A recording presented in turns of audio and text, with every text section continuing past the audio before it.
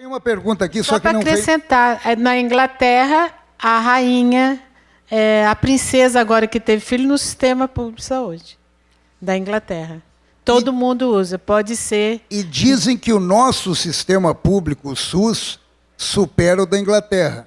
Eu já ouvi isso de médicos. Talvez nós temos mais incorporação de tecnologias e medicamentos que eles são muito mais severos com isso. Só que a gente incorpora para poucos. Se a gente incorporasse para todo mundo, era uma beleza, mas nós não fazemos isso, inclusive por causa da judicialização que nós temos. Lá é impensável alguém judicializar para incorporar tal coisa. Não se faz isso lá. Doutor Ralph, uma pergunta aqui que eu não tenho quem fez, mas tudo bem. O direito à saúde é coletivo ou individual? Os defensores e advogados se fixam no direito individual. Ele cita como artigo 196. A maioria dos magistrados seguem este raciocínio com concessão de tutela. Pode ser os dois, né? Eu entendo que é os dois. A depender se tem uma situação que ela está afrontando a coletividade, uma epidemia, alguma situação nesse sentido, acredito que a tutela coletiva, tanto nós quanto o Ministério Público, né, podemos, via ação civil pública, reivindicar. E é um direito individual também, não deixa de ser um direito individual, e é bom que tenhamos direito individual, né? A Constituição nasceu com a primeira geração, a primeira dimensão de direitos, são os direitos individuais, né? O discurso do que é bom só para o coletivo é formado em indivíduos, então me parece que não funcionaria. Mas estou quase... Vê como é bom o debate, né? Estou quase me dando por convencido, porque me trouxeram mais dados, que o sujeito da BMW talvez possa ter o remédio, mas eu fico muito chateado com o sujeito da BMW. Vocês não fazem ideia, nem se for amigo meu, não rola, como diz a juventude, né? Olhar e não ficar chateado, mas é a opinião de Vossas Excelências muito bem fundamentada, me faz refletir. É a opinião da minha mãe, que paga tributo, ela não tem um BMW, mas ela entende da mesma maneira também. Só deixa eu fazer uma correção aqui, que na verdade a pergunta veio em dois momentos. É do Celso Della Justina, né? Celso, desculpe, eu não tinha visto aqui. Celso é da Secretaria Municipal de Saúde de Itajaí, e ele também formula uma outra pergunta no campo do SUS para a senhora, doutora Lenir. Por que as legislações infraconstitucionais do SUS são desconsideradas pela maioria dos magistrados? O SUS não pode, então, ser regulado? Oi, Celso. Conheço o Celso já de muito tempo, aí, de Conasems, né, Celso? Geralmente é desconsiderada. E muitas vezes a própria Lei 8080, a gente percebe que ela é desconsiderada até no judiciário. E nós temos um decreto que regulamentou a Lei 8080, o decreto 7.508, que é um decreto importante, que traz muitas coisas, inclusive a região de saúde, que até então não tinha nenhuma regulamentação, porque a própria Lei 8080 não regulamentou, né, a questão da região de saúde, e o decreto trouxe o contrato e muitas outras coisas bastante relevantes.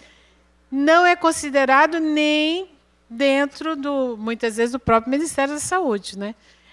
Então, nós temos um problema realmente, mas no judiciário esse problema é enorme, inclusive as decisões das pactuações, que antes a gente até entendia que não se considerasse aquelas pactuações da Comissão Intergestora Tripartite, porque essas comissões tinham sido criadas por portaria e muitas vezes poderia realmente ficar duvidoso, mas hoje tem lei. Em 2011 saiu a Lei 12.466, regulamentando, né, essas decisões que precisam ser tripartite das 3 esferas de governo na área da saúde, e daí a tripartite faz resoluções e publica as resoluções, não são respeitadas. Não são respeitadas. E o sistema de saúde, ele precisa de forte regulação infralegal, porque toda hora você tem que estar mexendo com essa coisa da gestão, e daí não pode estar tudo pautado na lei. A lei tem que dar poderes para que se faça isso, né? E nós temos hoje, principalmente com a questão que quase tudo é pactuado, tanto na esfera do Estado quanto na esfera federal, nacional, que seria porque os 3 entes, mas realmente nós temos muito problema em respeito a isso do cumprimento.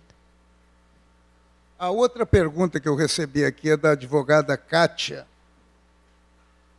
Oi, Kátia. Pelo que eu entendi aqui, você quer saber se a gente dispõe a curto prazo de uma mudança de pensamento no judiciário ou uma reforma do SUS?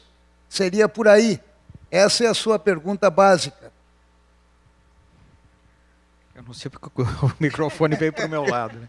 Bom, de qualquer forma, a reforma do judiciário deve ser indagada inicialmente ao próprio judiciário, né? Eu quero lembrar que em 2009 o judiciário se organizou pela primeira vez no país para tratar de saúde, através de uma célebre audiência pública promovida pelo Conselho Nacional de Justiça nos meses de maio e junho de 2009. De lá para cá, o judiciário brasileiro tem se organizado de forma cada vez mais produtiva, pensando saúde do sentido institucional e não apenas do caso concreto, né? No caso do Ministério Público, estamos a nos organizar em saúde desde 1999, o que significa que nem Ministério Público nem Judiciário, apesar da estrada percorrida, tenhamos ainda as boas soluções. Portanto, acho que estamos avançando, né? Mas é um avanço muito lento. Eu disse ali, quando falei na tribuna, repito aqui, nós da comunidade jurídica somos estrangeiros na terra da saúde, né? No discurso jurídico, ele não tem uma empatia com o discurso sanitário.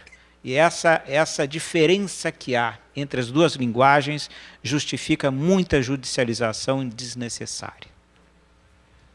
Doutora Lenir, a integralidade, na sua opinião, é uma tese de defesa que prospera no judiciário? Quem está perguntando isso é a Cleide. Onde é que está a Cleide? Oi, Cleide. Mas tu tem mais uma pergunta aqui, né? Eu estou vendo aqui. Qual a sua sugestão para os municípios? Bem, a questão da integralidade, primeiro, eu entendo que é um princípio e está na Constituição, né, que o atendimento das pessoas deve ser um atendimento integral, que se deve, inclusive, dar prioridade para a prevenção, que reforça aquela tese do princípio da prevenção, né, que deve vigorar também no SUS. Lógico, sem você descuidar das questões curativas. Você não vai só investir nisso e descuidando da outra, mas é algo que está previsto na Constituição. A questão eu escrevi um artigo há muito tempo atrás sobre os contornos jurídicos da integralidade da atenção à saúde. Quais são os limites? Quais são esses contornos? Não pode ser algo que o céu é o limite. Tudo cabe dentro do conceito da integralidade. Então o SUS é de atendimento integral. Então cabe tudo. Qualquer medicamento, isso se incorpora tudo. Quer dizer, é isso que eu acho que a gente precisa fazer um enfrentamento de conseguir ter parâmetros para poder definir contornos para essa integralidade, porque realmente é impossível, não tem dinheiro para você fazer um atendimento, e nem seria justo, nem é necessário, nem o princípio da razoabilidade já diria para a gente nem fazer. Exato, a medicina baseada em evidência hoje é excelente para você poder verificar se aquilo realmente tem evidência científica para você poder usar, né? Então, a gente tem várias coisas que a gente precisa se cercar no tocante à integralidade. O que dizer para os municípios? Eu acho que os municípios, hoje, eles estão extremamente fragilizados ante tantas responsabilidades, tantas atribuições e tão pouco recurso, né? E na área da saúde, a Constituição determina que o município cuida da saúde com o apoio técnico financeiro da União e do Estado, e a gente está vendo eles se retraindo e deixando, né, a coisa só com o município. O município precisa, e eles se unem na área da saúde, no CONASEMES, que faz certos enfrentamentos, daí tem também os outros órgãos que se associam todos daí, os municípios, os prefeitos, porque eu acho que é no campo da política. né, de conseguir realmente uma força de que essa correlação de força volta a ter um equilíbrio. Não pode essa balança estar pendendo desse jeito que está, com o município gastando 25%, quando é obrigado pela Constituição a gastar 15% na área da saúde, né? E você vai quebrando o município, ele não pode cuidar das outras questões.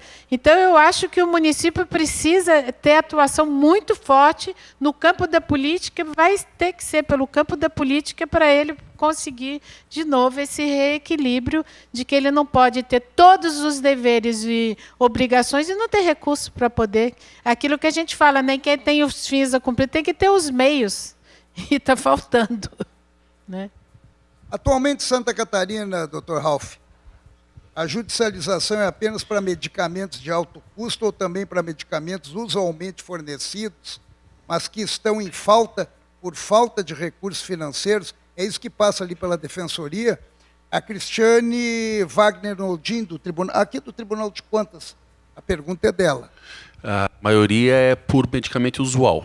O problema do alto custo, que 1, 2 ou 3 abarca 300 usual, né?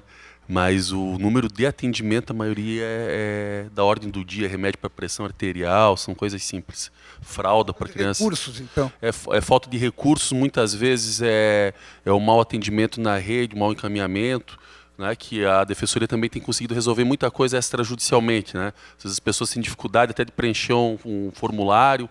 Nós não judicializamos nada, eu tenho oportunidade, até só me dar um minutinho, tinha esquecido de dizer ali, nós não judicializamos nada sem que o médico, se ele colocar que é um medicamento que não é lista SUS ou que é específico, sempre nos nossos formulários ele deve colocar qual o parâmetro, qual seria que está na lista SUS ou genérico, para também poder permitir que o judiciário faça uma análise mais ampla e até para garantir, porque a gente não tem o controle da decisão de um juiz ou do tribunal no agravo, né, para um pedido subsidiário, por vezes, poder ser atendido também. Então, a gente tem tomado todos esses cuidados. Tá, então, agora pega bem aqui no Tribunal de Contas, né? Venho da Secretaria de Saúde de São Bento do Sul, eles estão preocupados com isso, presidente. Como ficará a aprovação das contas da Prefeitura Municipal em atenção à lei orçamentária e à lei de responsabilidade fiscal, que aqui, exatamente aqui nesse pleno, vocês batem muito, haja vista a imprevisibilidade dos gastos com a judicialização. Como é que funciona isso? Eu percebi... Ah, não deu o nome aqui, desculpe. Tá, querido, obrigado, excelente. Obrigado. Não pode antecipar o julgamento. Ficaste sem resposta. Mas está caminhando bem, que a gente sentiu aqui. E acho que os municípios precisam também se unir daí pelo CONASEMES e por essas entidades do... CONASEMES, COSEME é entidade de prefeitos também, como... para essa questão do gasto municipal e do gasto municipal que é regional. Tá certo? Então, isso precisa ver se essa conta está batendo, se aquilo que é transferido da União, aquilo que é transferido do Estado, paga esse gasto e depois também o limite de gasto com pessoal, porque se usa pessoal a mais para atender municípios, que não são seus, não é obrigação do município nesse aspecto, né? Eu acho que os municípios precisam reivindicar essas teses todas.